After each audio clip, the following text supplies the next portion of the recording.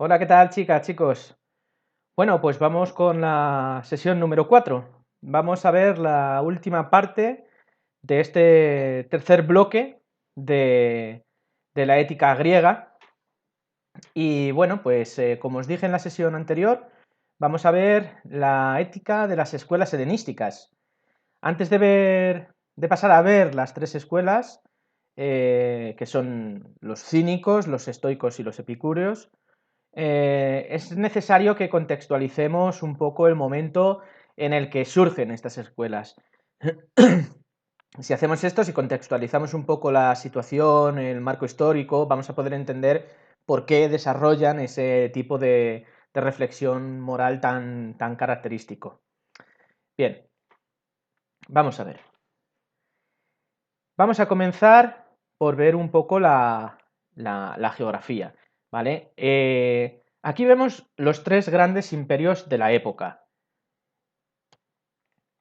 Por un lado, tenemos a Grecia, lo tenemos aquí, todo esto es Grecia, aquí están las polis, ¿vale? También era llamado, esta región era llamada la Hélade, ¿vale? Por eso eran los helenos, los griegos.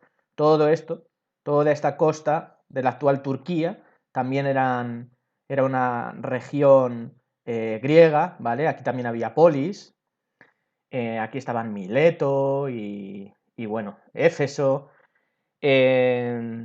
vale, y luego tenemos al poderoso enemigo de los griegos, que es el Imperio Persa, que es una región muy vasta, muy grande, bueno, aquí se juntaban multitud de, de culturas, incluso la antigua Mesopotamia, que fue la cuna de la civilización, culturas muy antiguas, muy diversas, y bueno, y por supuesto el antiguo Egipto, el que ya en esta época Egipto era una civilización muy antigua, así que imaginaos la antigüedad de la cultura y de la civilización egipcia. Persia siempre quiso conquistar Grecia, porque era un lugar muy estratégico de tránsito hacia el Mediterráneo y era una región muy próspera. Por eso, bueno, y además siempre se resistieron, con lo cual, pues bueno, siempre andaban peleando. Como ya vimos en el comienzo de la sesión anterior, Aristóteles fue el maestro de una de las figuras más importantes del mundo antiguo, de Alejandro Magno. Tanto Aristóteles como Alejandro Magno son de Macedonia, de esta región que está justo al norte de las polis más conocidas. Había mucha controversia en relación a que si los macedonios eran o no eran griegos. Alejandro, desde luego, sí que se consideraba griego y Aristóteles también. ¿Vale? Pero bueno, no vamos a entrar ahora en eso. Eh, bueno, esto es una figura fundamental en esta historia. Alejandro Magno, bueno, el padre de Alejandro Magno, el rey Filipo, encomendó la educación de su hijo a Aristóteles y bueno, cuando Filipo fue asesinado, Alejandro fue el rey de Macedonia con tan solo 20 años de edad. Imaginaos un joven con pocos años más que vosotros ser rey de una de las regiones más importantes de aquel lugar. Bien, su padre ya le había dejado, estamos aquí, ¿vale? Macedonia, de aquí nace todo, toda la conquista de Alejandro. Su padre ya le había dejado un reino muy poderoso. Pero Alejandro emprendió una campaña de conquista hacia Oriente, aquí está, bueno, muy bien ilustrada el recorrido que hizo Alejandro y su ejército a lo largo de todo su viaje, que duró aproximadamente unos 13 años, y finalizó con su muerte a los 33 años de edad. Es decir, estuvo desde los 20 hasta los 33 años conquistando el mundo. Perdón, a los 33 años y bueno, murió por razones que no son muy bien conocidas, se especula mucho acerca de ello, pero no se sabe con seguridad. Alejandro Magno, como digo, fue capaz de conquistar toda esta vasta región de Oriente y conquistó, pues eso, Egipto, como vemos, conquistó Persia, Y bueno, pues así lo que ocurre es que los griegos entran con multitud de civilizaciones distintas, con religiones muy distintas, con idiomas muy distintos, tradiciones y costumbres todas muy diversas. Bien, bueno, con la muerte de Alejandro comienzan las guerras por la sucesión del cargo y por la repartición de todos los territorios conquistados. Todas estas regiones pues, se parten, de hecho aquí nace la ciudad de Alejandría, donde llega la dinastía de los Ptolomeos, lo habréis escuchado alguna vez. Bien, y fue entonces cuando se desarrolla una gran crisis en Grecia porque es una crisis de identidad del pueblo griego. Hasta entonces, los griegos habían sido considerados, como decía Aristóteles, un zoon politikon, un animal político, ¿vale? Como vimos en la sesión de Aristóteles, el ser humano solo podía ser concebido en la colectividad, en la polis, con sus conciudadanos. Pero ahora el mundo griego se había expandido y se habían, pues como digo, conocido multitud de religiones, multitud de culturas, costumbres, bueno, y entonces el mundo griego pasa de ser unidimensional, es decir, de considerar únicamente a su polis, a ser multidimensional, es decir, a considerar multitud de polis. De ahí la palabra cosmopolita, no es una única polis, sino que es una cosmopolita, ¿vale? Eso es la polis del cosmos. Cosmos es mundo, universo, politae, ciudadano. Esto lleva irremediablemente a una reflexión ética muy diferente de la anterior, porque ahora el griego ya se considera un ciudadano del mundo y ya no se busca la ética de la comunidad, sino que nace un individualismo sin precedentes en la época. Como ya vimos en las sesiones pasadas, tanto para Aristóteles como para Platón, el ser humano no podía ser feliz fuera de la polis, fuera de la comunidad. Pero ahora va a ser el individuo quien debe buscar su propia felicidad. La polis se disgrega, la identidad del griego empieza a ser difusa y entonces buscan la felicidad de una manera autónoma, de una manera individual, ¿vale? Intentas buscar unas herramientas que les permitan ser felices de una manera, como digo, individual, ¿vale? La reflexión ética se detiene ahora, insisto, en el individuo y empieza a aparecer la necesidad de que cada uno busque su independencia y su autonomía. Esto se va a repetir ahora mucho cuando veamos las tres escuelas.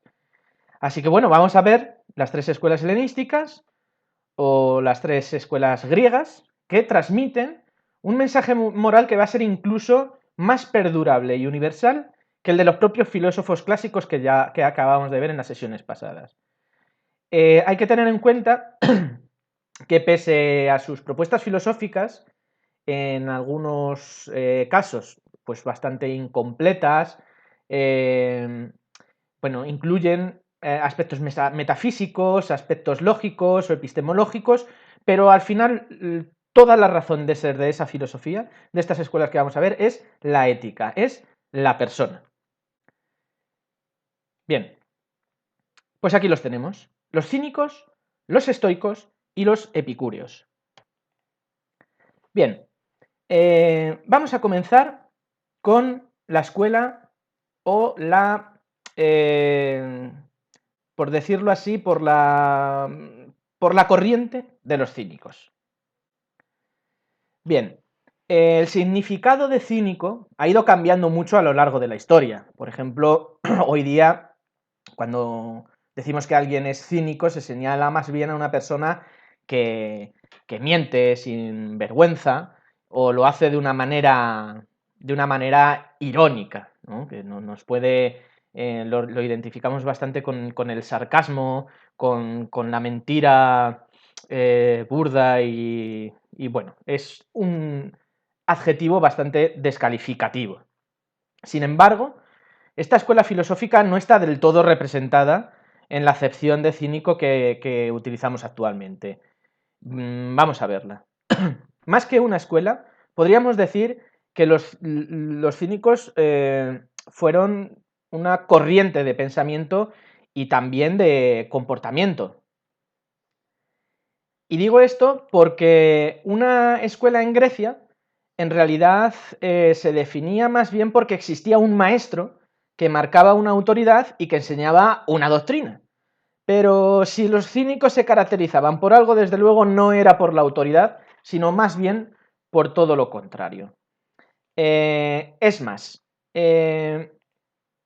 su característica principal fue siempre desafiar las normas, porque desarrollaron una conducta en contra de todo lo establecido. Podríamos entender en los términos actuales que eran bastante anárquicos, ¿vale?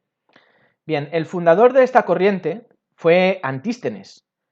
Antístenes fue alumno de Sócrates, y él aprendió de Sócrates que la vida se debía vivir de acuerdo con los principios naturales y que la felicidad solo podía hallarse en el interior de uno mismo. Por eso se basó en las enseñanzas de Sócrates, en las que se despreciaban las riquezas y en general todo lo material.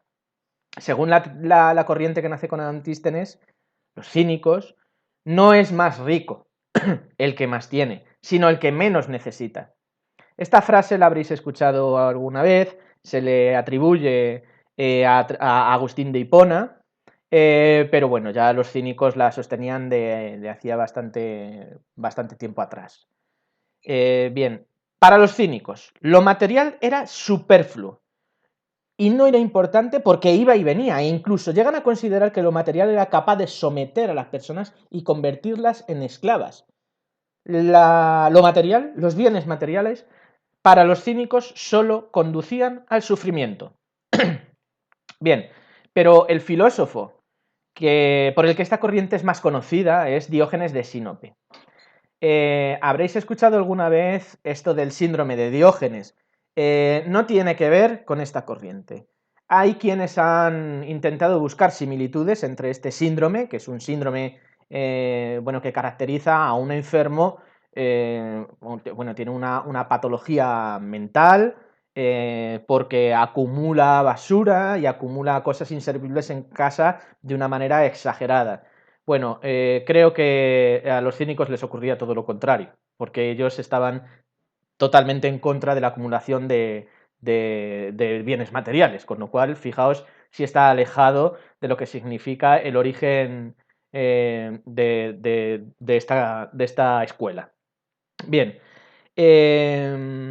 ya digo que será Diógenes de Sinope quien represente de una manera más, al menos icónica, a esta corriente. Y este singular pensador fue expulsado de su ciudad natal, de Sinope, hay algunas leyendas que dicen que fue porque falsificaba monedas en la época y le pillaron y le exiliaron de allí de la ciudad. Entonces acabó en Atenas y acabó siendo alumno de Antístenes, de este otro filósofo que comentábamos al principio. Hay muchísimas anécdotas sobre Diógenes y son anécdotas que nos pueden permitir entender bien cómo ¿cómo podría decirlo? Excéntricos llegaban a ser los cínicos en aquella época, ¿vale? Iban a contracorriente. Por ejemplo, se dice de Diógenes de Sinope que vivía en un barril, porque así dejaba muy claro el absoluto desprecio por las convenciones sociales y por el orden establecido. Porque para él, y para en general toda la corriente de los cínicos, la libertad era una verdadera obsesión. Y la libertad, desde luego, no pasaba por tener bienes materiales, porque sostenía que la libertad es posible, sí, que es posible, pero que si no somos libres y si no somos felices es por nuestra propia estupidez, porque nos cegamos con las cosas y con los bienes materiales. Ellos rechazan todo tipo de bien material. La virtud para ellos es la independencia total de la sociedad, total de la riqueza, y sostienen que hay que vivir conforme a la propia naturaleza y rechazando toda forma de poder o de riqueza. Además, no tienen una teoría filosófica que fundamente su pensamiento, porque, su único objetivo es conseguir la autarquía, es decir, el gobierno de uno mismo. Y ese es el objetivo de la moral, gobernarse a sí mismos. Bien, vamos para atrás, que quiero que veamos otra anécdota que es muy representativa de nuestro pensador griego. Probablemente la anécdota de Diógenes con Alejandro Magno sea una de las más conocidas, ¿vale? Imaginaos, Alejandro Magno, el gran conquistador del mundo, por todos conocido, lo tenía absolutamente todo, la persona probablemente más poderosa de la Tierra en aquel momento. Bueno, pues oye hablar de Diógenes, y porque era un filósofo al que todos admiraban y respetaban, también muy controvertido, y bueno, imaginaos, Alejandro Magno iba con su comitiva, siempre le estaban acompañando y adulando, y bueno, se dirige a Diógenes, que se lo encuentra allí en el barril y con las dos cosas que tiene para sobrevivir, ¿vale? Y entonces Alejandro Magno ofrece su generosidad y le dice que le pida lo que quiera, porque cualquier cosa se la puede dar, cualquier cosa que se le ocurra se la podía conceder. Y a que no sabéis lo que le dice Diógenes. Pues le dice, pues sí, mire, sí que necesito algo, que se aparte del sol, que me está tapando el sol y me está dando la sombra. Por favor, apártese, eso es lo que necesito.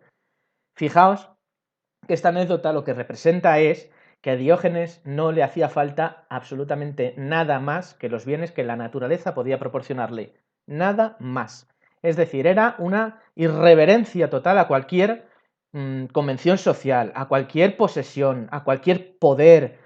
Alejandro podía poseer todo lo que quisiera, pero Diógenes poseía algo que él consideraba que era muchísimo más importante, que era el control de sus deseos. Poseía el control de sí mismo. Por eso Alejandro le admiró y muy probablemente le envidió. Bueno, ahí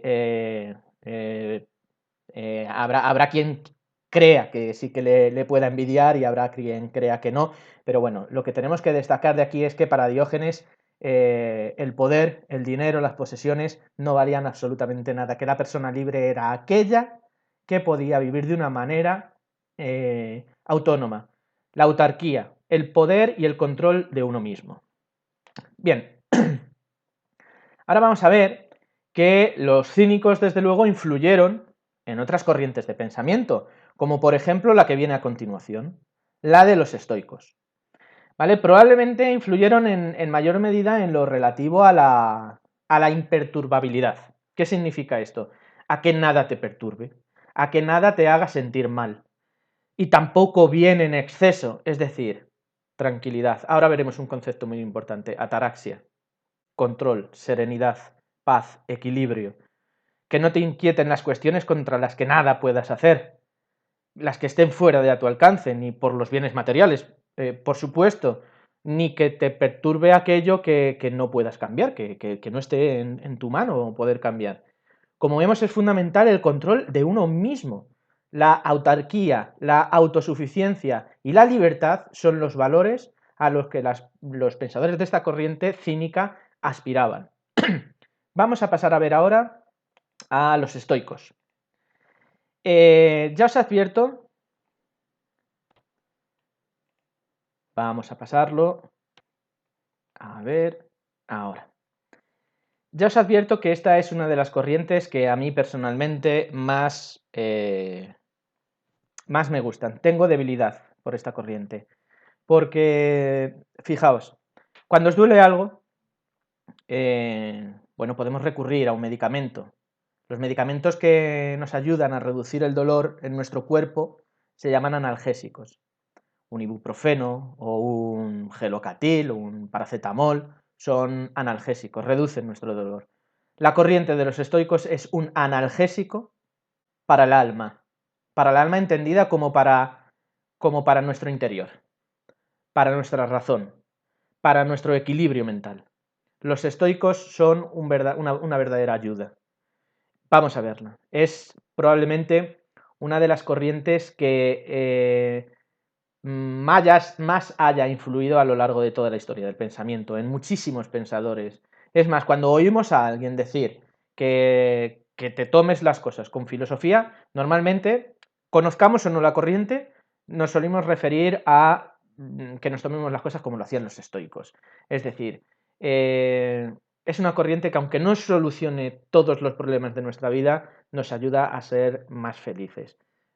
Cuando decimos tómate esto con filosofía, es porque, bueno, se pretende que, bueno, que no te importe, que calma, si no puedes hacer nada contra ello, que no te preocupe, acéptalo. Esa es la filosofía de los estoicos. Pero vamos a profundizar un poquito en ella, vamos a ver quiénes fueron los pensadores más importantes y qué es lo que nos decían. Bien, esta corriente nace con Zenón de Citio en el siglo III a.C. y va a perdurar hasta el siglo II después de Cristo, a perdurar como corriente. No obstante, la influencia de esta escuela se va a mantener a lo largo de los siglos como pocas corrientes filosóficas lo han hecho. De todos modos, quien desarrolló más profundamente la escuela fue Crisipo de Solos, ¿vale? Crisipo dirigió la denominada Estoa, ¿vale? La Estoa lo llamaban a el pórtico donde desarrollaban las clases. A ver, ese es Séneca, no nos adelantemos. Si veis aquí en esta imagen, estas columnatas, bueno, pues por detrás había como una especie de pasillos, ¿vale? Eso se llamaban la Estoa. En esos pasillos, en ese pórtico, es donde desarrollaban la clase los estoicos, y es por eso por lo que viene su nombre de ahí, ¿vale? De Estoa, los estoicos. Pues Crisipo dirigió esta escuela desde el año aproximadamente 232 a.C. hasta el 204 a.C. Esta escuela, la Estoa, llegó a superar incluso a la propia Academia de Platón y al Liceo de Aristóteles, o sea que imaginaos lo importante que llegó a ser. Pues bien, con la llegada del Imperio Romano, el estoicismo no solo continúa, sino que cobra fuerza con figuras tan importantes como, por ejemplo, Séneca, que era de aquí, de la península ibérica, o Epícteto, ¿vale? Aquí le tenemos, o incluso al propio emperador Marco Aurelio. Fijaos qué diferencia, porque Epícteto fue un esclavo y Marco Aurelio, aquí le tenemos, Marco Aurelio fue un emperador romano.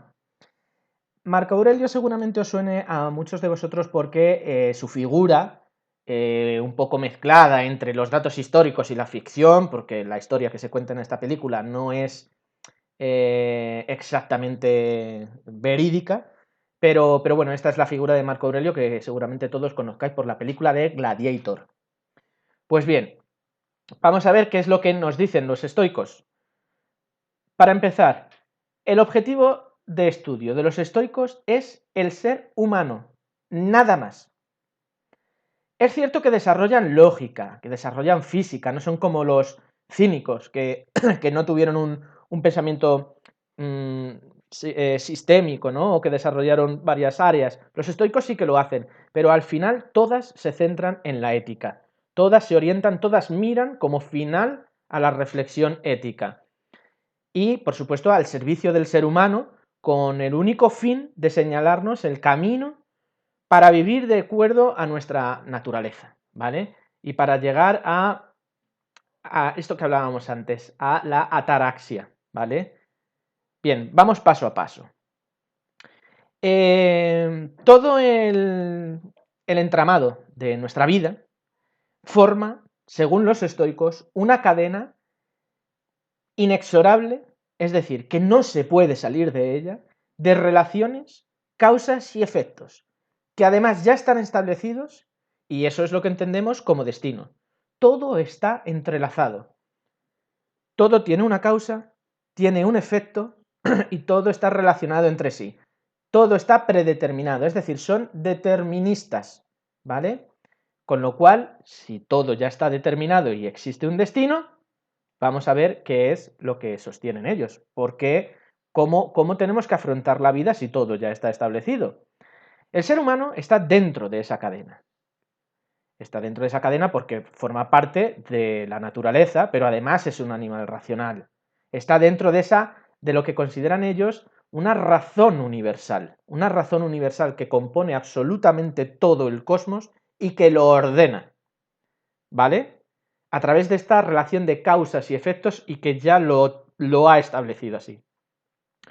Podemos, los seres humanos, las personas, podemos analizar los hechos, podemos reflexionar acerca de los hechos, pero hay muchísimas cosas que no podemos cambiar, ¿vale?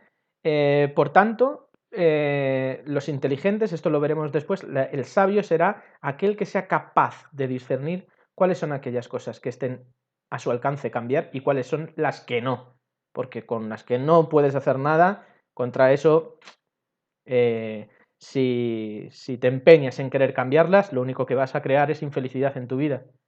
Pero bien, los sucesos del mundo ya están establecidos y podemos hacer poco para cambiarlo. Podemos hacer algo, pero poco, ¿vale? Así que, si quieres cambiar algo de lo que ya está establecido, es como darte contra la pared. Si analizas los hechos y encuentras aquello que es irremediable, entonces no luches contra ello. Es imposible luchar contra algo como, por ejemplo, la muerte. Es algo que a ellos, ahora lo veremos, nos dicen que eso no nos tiene que preocupar en absoluto, porque es que es irremediable. Y si es irremediable, ¿por qué nos ha de preocupar? Ocupémonos de lo que esté en nuestra mano alcanzar, pero de lo que no, ¿por qué? Es como, bueno, es como querer nadar a contracorriente en un río. Si el río te va a poder, pues entonces déjate llevar porque te vas a esforzar, no vas a poder conseguirlo y te vas a frustrar y no te va a llevar a ningún lado. Porque la corriente del río te llevará a donde ella considere. Pues eso pasa con el cosmos, con la razón universal, te lleva y tú no puedes hacer nada contra ello. Por mucho que quieras luchar contra el destino, nunca vas a poder nunca vas a poder ganar. Así que es mejor dejarse llevar, ¿vale? Pues bien, para alcanzar la paz, para alcanzar la felicidad, es mejor, como decían los cínicos, en eso coinciden, despegarnos de nuestros deseos, de nuestros apetitos, de nuestras eh, posesiones en exceso, porque si tenemos pocas necesidades y somos capaces de controlar nuestras emociones, vamos a poder vivir de un modo feliz. Vamos a poder, si llevamos una vida sencilla, vamos a poder llegar a ser felices. Si llevamos una vida muy compleja, desde luego lo vamos a tener mucho más complicado. Nos ata, como vemos aquí en esta imagen, ¿vale? El fin de los estoicos es llegar, como ya he adelantado antes, a la ataraxia, la imperturbabilidad del ánimo, de la ánima, del alma. Este es un concepto fundamental para ellos.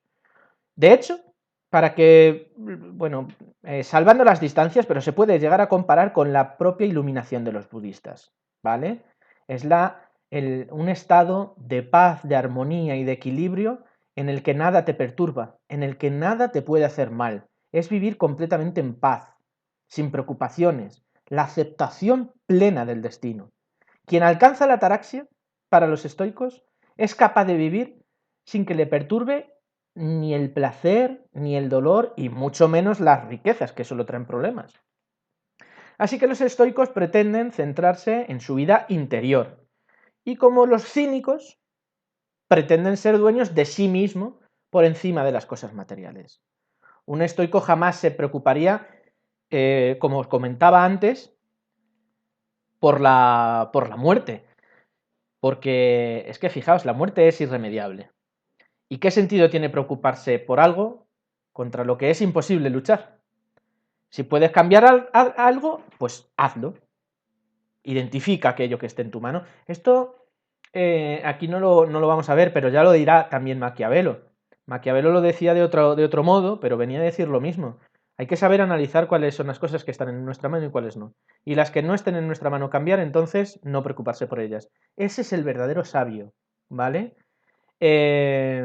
Así que bueno, por ejemplo, vamos a ver un ejemplo que nos pone Séneca para ser dueños de nuestra vida y además ser unos dueños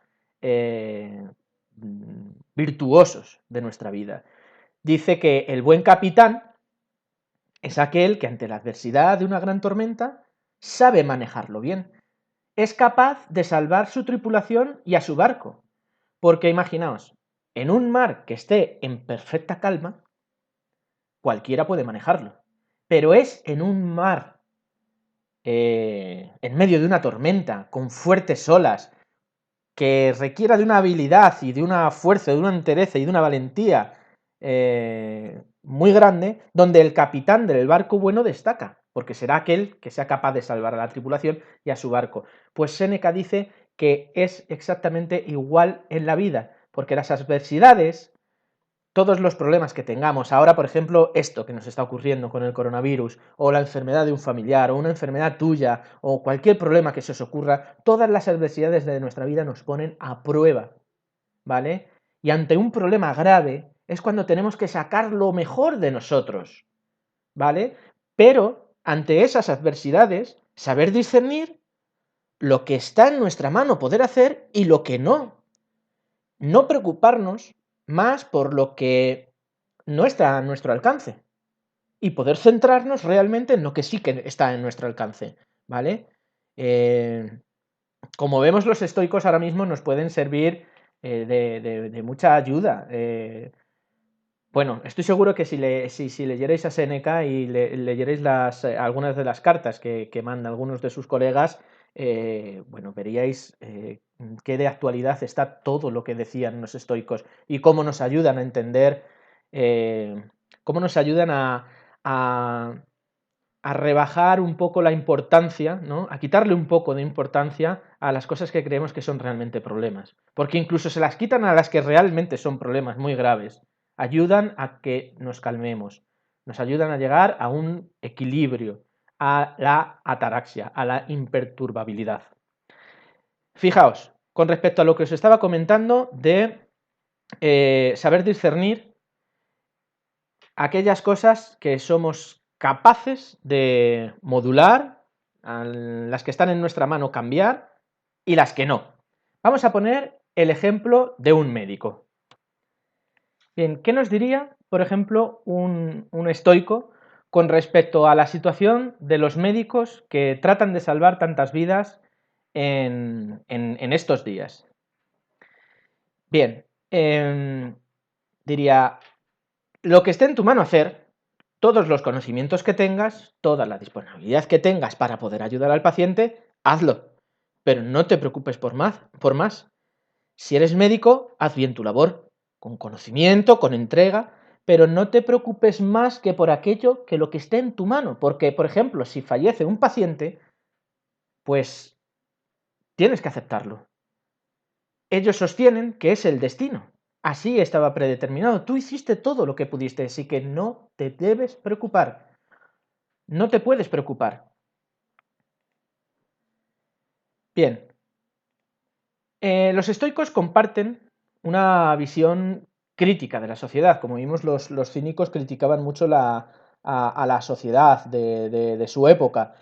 Pero, a diferencia de los cínicos, los estoicos creen que la crítica debe ser constructiva, que se debe ayudar y que se debe intentar mejorar y corregir los errores. La comunidad es muy importante para ellos, ¿vale? De hecho, ellos se consideran ciudadanos del mundo. No creían en las identidades nacionales. Fijaos que estamos hablando de una corriente filosófica de hace más de 2000 años. Se consideraban ciudadanos del mundo. Esto ahora entenderéis por qué era importante que contextualizáramos ese contacto del mundo de los griegos con el resto de las culturas con las que entran en contacto cuando Alejandro Magno conquista Persia y conquista Egipto y conquista buena parte de Oriente.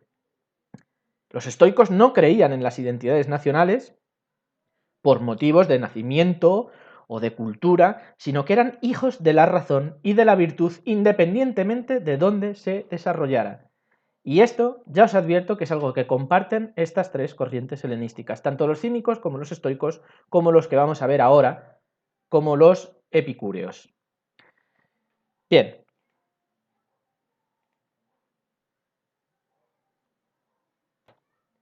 Pues vamos con la tercera de las corrientes que vamos a ver en este bloque, el epicureísmo. Cuando yo me junto con mis amistades, me gusta decirles que vamos al jardín de Epicuro. Nos juntamos los amigos, disfrutamos del momento, charlamos, disfrutamos, compartimos el momento y al final eso es lo que hacía Epicuro con sus discípulos. Eran amigos que disfrutaban de la naturaleza, eran amigos que disfrutaban del jardín, como él lo llamaba. Esta corriente debe su nombre a su fundador, a Epicuro, que nació en la isla de Samos, bueno, Epicuro fundó también su propia escuela, como Platón o Aristóteles, pero esta escuela se llamó el Jardín, es el famoso Jardín de Epicuro. Este espacio estaba dentro de su propio hogar y desde ahí se desarrollaba la filosofía, su filosofía con charlas y reuniones que mantenía con sus alumnos y con sus amigos. Y algo muy importante que hay que señalar y quiero que tengáis en cuenta es que en esta escuela participaban personas de toda condición, ricos, pobres, esclavos, hombres, mujeres. Fijaos, esclavos, mujeres, en aquella época. Epicuro decía que todas las personas eran hijos de la naturaleza, que por haber nacido en otro lugar, por haber nacido con otro sexo o por haber nacido con una condición social diferente, eso no te hacía una persona diferente. Todo el mundo tenía los mismos derechos, todo el mundo debería tener las mismas oportunidades para llegar a ser feliz. Esta corriente académica ha sido, de todas maneras, muy mal interpretada a lo largo de la historia. Así que vamos a intentar hacer justicia con lo que nuestro pensador Epicuro nos quiso trasladar a sus alumnos, porque bueno, es importante. Ya veremos que esta es una propuesta hedonista, ¿vale? Una ética que busca el placer para llegar a la felicidad, pero eso ha sido muy mal interpretado e imagino que ya sabréis por dónde van los tiros. Hay que decir también que Epicuro hizo una producción literaria muy extensa. O sea, se sabe que aproximadamente hizo unas 300 obras, una cosa así, pero nos ha llegado muy poco. Como vimos con los estoicos, también el epicureísmo desarrolla las principales ramas de la filosofía, aunque igual que los estoicos se centra en la ética. Lo que pasa es que ellos lo van a ver desde otro punto de vista, ¿vale? Son distintos matices. Además, al igual que con las otras escuelas, su meta y su objetivo es la felicidad. Esta es la preocupación básica y principal de todo ser humano en su vida. Vamos a ver la peculiaridad de esta corriente, porque estamos viendo cuáles son las similitudes con las otras corrientes, pero vamos a ver cuáles son las particularidades y las diferencias. Para los epicúreos existen dos factores que son los que determinan nuestra felicidad, que son por un lado el placer y por otro lado el dolor. El placer nos acerca a la felicidad, por supuesto, y el dolor lo que hace es que nos aleja de ella. Epicuro sostiene que lo necesario para llegar a la felicidad es acumular la mayor cantidad de placer posible y reducir el dolor al mínimo posible. Es más, es casi más importante reducir el dolor al mínimo, ¿vale? Más que incluso llegar a acumular muchísimo placer. Es decir, es más importante eliminar el dolor. Pero vamos a puntualizar una cosa.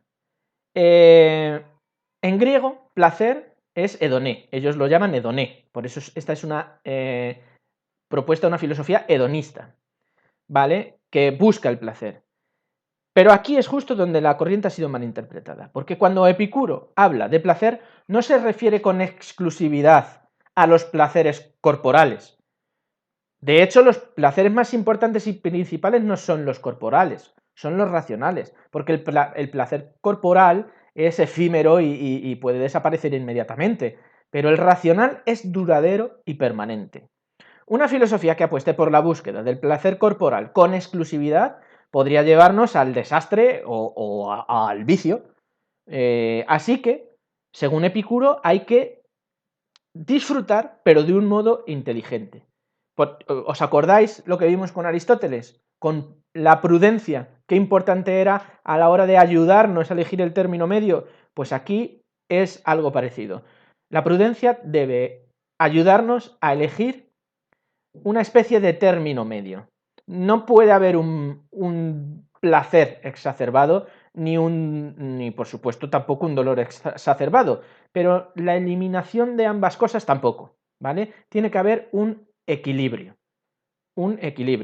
siempre apostando más, por supuesto, por el placer que por el dolor. De hecho, si puedes suprimir el dolor todo lo que puedas, mejor. Vamos a poner un caso extremo para poder explicar esto que a lo mejor nos ayuda a entenderlo mejor. Vamos a ver. Con una filosofía hedonista que busque solo el placer físico por encima de todo, pues una persona que consuma drogas podría justificar su consumo con esta filosofía del placer, porque las drogas te pueden proporcionar un placer inmediato. Pero sin embargo, esto es, según Epicuro, un error. No estás siendo inteligente. ¿Por qué? Porque a largo plazo este consumo de drogas te va a provocar un dolor y unos daños tremendos en tu persona. He querido poner esta imagen que es bastante impactante para que lo entendáis.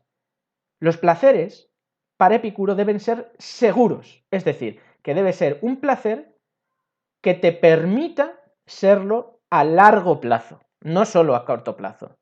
Pero entonces podemos decir, bueno, ¿y cuáles son los placeres verdaderamente los que verdaderamente nos puedan llevar a la felicidad y además así a largo plazo?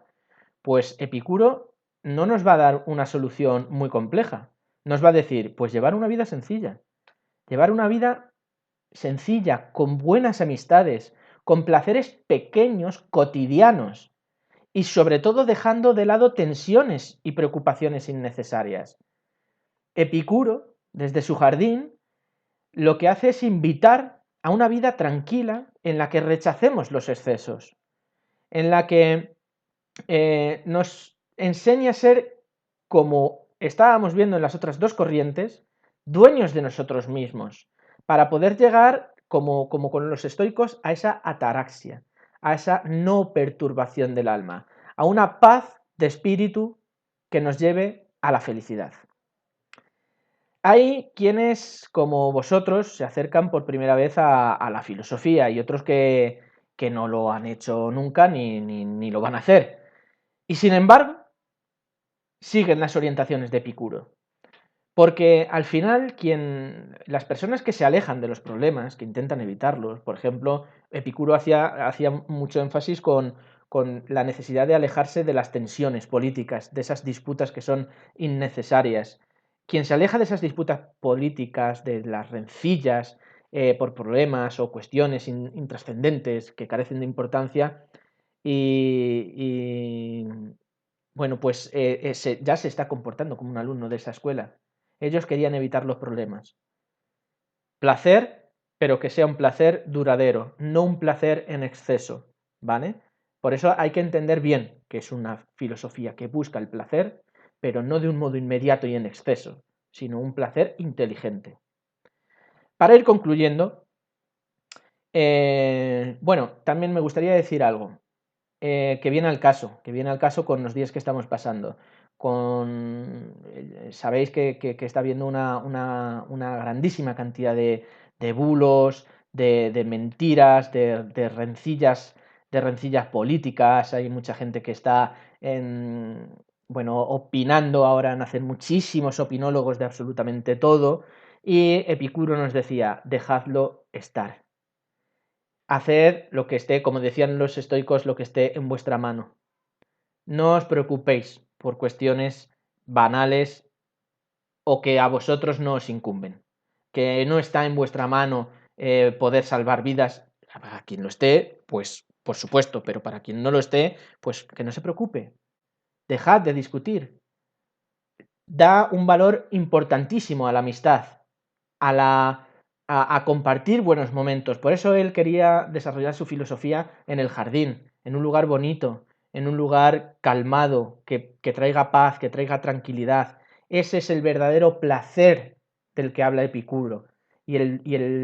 Y el verdadero mal y el verdadero dolor es justamente esto que ilustra esta imagen, la discusión, la pelea, ¿vale? Bueno, pues como vemos, y para ir concluyendo, bueno, vemos que a día de hoy acudimos a muchos expertos, a coaches motivacionales, a cursos carísimos de autoestima, que dicen poco más que lo que estas tres corrientes ya nos enseñaron hace más de 2000 años. Yo os recomiendo que en estos días profundicéis en estas corrientes. Existen muchísimos recursos en la red y todo aquel que esté interesado en conocer algo más sobre estas corrientes, sobre las obras que estos filósofos proporcionaron y sobre sus reflexiones, que se ponga en contacto conmigo a través del correo que os facilité en la primera de las sesiones y os facilito toda la información que necesitéis, porque tenéis que entender que bueno, esto es una primera aproximación y no podemos profundizar en textos complejos y bueno, en desarrollar mucho más que lo que hemos podido hacer aquí. Pero son unas corrientes de pensamiento maravillosas que nos ayudan a soportar nuestro día a día. De verdad esto sí que es psicología positiva, la de los estoicos, la de los epicúreos, y es lo que decía al principio de la clase, ¿no? Cuando te duele una muela, pues te tomas una pastilla. Y cuando te duele el alma, cuando estás preocupado, cuando tienes un problema grave, pues yo os aconsejo que recurráis a Epicuro, que recurráis a Séneca, a Marco Aurelio, para que os ayude con cualquier problema, porque aunque hayan pasado más de 2000 años, os aseguro que están de plena actualidad. Su pensamiento está muy presente en un montón de ramas científicas, psicológicas y, y bueno, pues eso, que muchas veces nos gastamos un montón de esfuerzo y de dinero en cosas innecesarias. Aquí los tenéis, espero que os hayan aportado algo, que os hayan gustado y que bueno, que quien quiera profundizar algo más en ellos, pues que sepáis que yo os puedo proporcionar todo el material que queráis, ¿vale? Bueno, pues nos vemos en la siguiente sesión, en la siguiente sesión, que creo que es la 5, vamos a ver la ética formal de Kant. Esta ética es fundamental, es muy importante y también nos va a dar muchísimos recursos para, bueno, para reflexionar acerca de nuestro propio comportamiento. El deber, la voluntad, son conceptos fundamentales en la reflexión moral y de la historia del pensamiento. Así que, bueno, nada más, cuidaos mucho y nos vemos en la siguiente sesión.